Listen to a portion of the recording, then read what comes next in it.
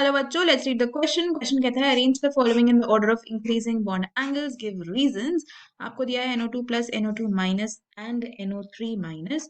तो अगर इस क्वेश्चन में हम बात करते हैं अबाउट द की कॉन्सेप्ट, तो हम यहाँ पे बॉन्ड एंगल्स का कॉन्सेप्ट डिस्कस करने वाले हैं, है ना। तो जब दो या दो कोवेलेंट बॉन्ड्स के बीच में एंगल बनता है, that is what we call as the bond angle, है ना। यही आपका बॉन्ड एंगल होता है।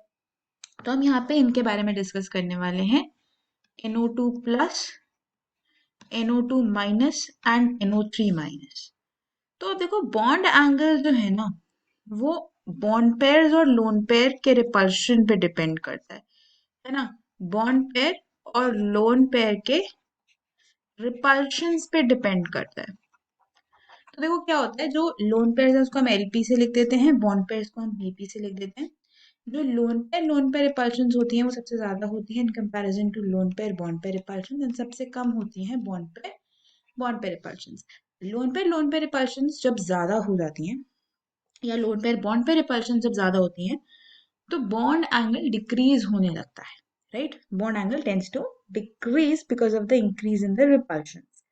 ओके, लेकिन अगर बॉन्ड पे रिपल्शन ही हो रही है सिर्फ, राइट, अगर सिर्फ बॉन्ड पे रिपल्शन ही हो रही है, तो फिर angle can increase depending upon कि लोन पेयर बॉन्ड पेयर कितने हैं आपके किसी भी कंपाउंड में या किसी भी स्ट्रक्चर में। NO2 प्लस की बात करते हैं तो NO2 प्लस का स्ट्रक्चर कुछ इस तरीके से होता है, राइट। 180 डिग्री टाइप का एंगल होता है यहाँ पे, एंड इधर कोई भी लोन पेयर नहीं है, क्योंकि नाइट्रोजन के 4 इलेक्ट्रॉन्स तो यहीं पे यूज हो गए, 5 उसके पास होते हैं, एक उसने लूज कर दिया तो NO2 प्लस बन गया। तो इसका जो बॉन्ड एंगल होता है वो मैक्सिमम होता है, इज अराउंड 180 डिग्री, क्योंकि इसके अंदर कोई लोन पेयर नहीं है रिपल्शन करने के लिए, राइट। तो सिंपली इसका जो एंगल है 180 डिग्री का हो जाता है।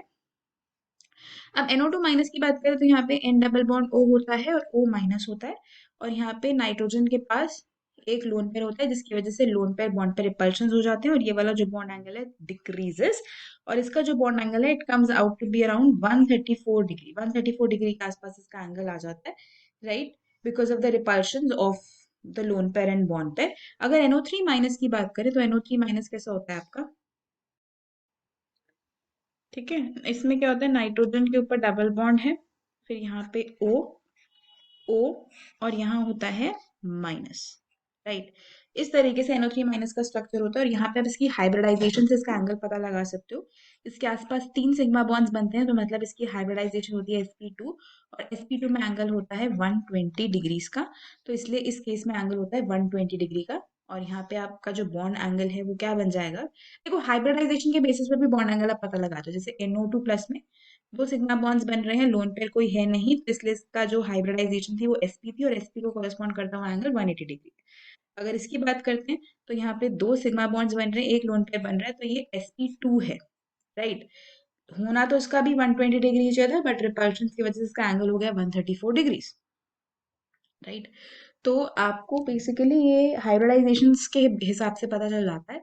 तो आपको इंक्रीजिंग बॉन्ड एंगल्स का ऑर्डर बताना था। तो इंक्रीजिंग में सबसे ज्यादा तो आपका NO2 प्लस है ना, फिर आपका NO2 माइनस है, और सबसे कम है NO3 माइनस। तो ये इंक्रीजिंग ऑर्डर हो गया bond angles. Hope you understood it well, best of luck.